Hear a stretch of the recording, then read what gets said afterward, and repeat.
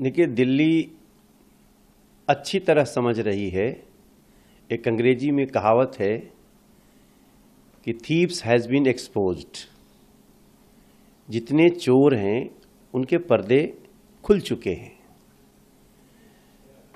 आतिशी जी को और सौरभ भारद्वाज जी को उनके मुखिया अरविंद केजरीवाल ने कहा कि भाई मैं अंदर जा रहा हूं तो ये लोगों को भी जाना चाहिए, क्योंकि विजय नायर इन लोगों को रिपोर्ट करता था। अब इसमें बीजेपी कहां आती है? दूसरी बात कि जब आपके मुखिया ने आपको शराब घोटाले में लिप्त कर दिया, उन्होंने कोर्ट में जाके इशारा कर दिया, अब उससे बड़ा कोई गवाह नहीं हो सकता है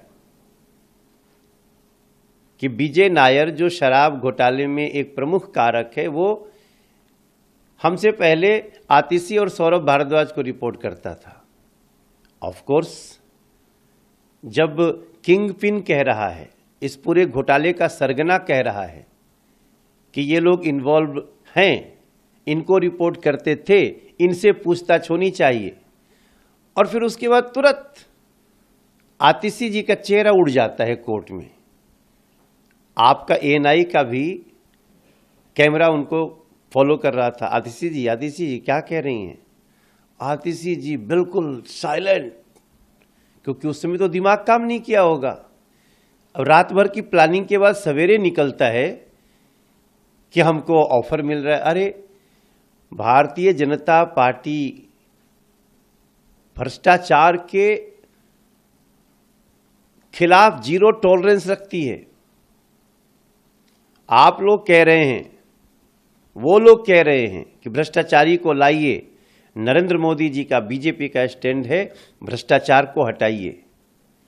इसलिए आतिशी जी की अब किसी बात पे दिल्ली विश्वास कैसे कर सकती है? क्या दिल्ली को उन्होंने साफ जमुना दे दी?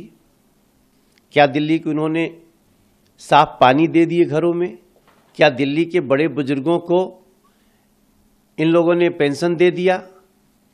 वो कहते हैं ना कि कई बार हमारे दिमाग में आता है कि old tactics stand exposed, so stop lying and explain why you cheated Delhi.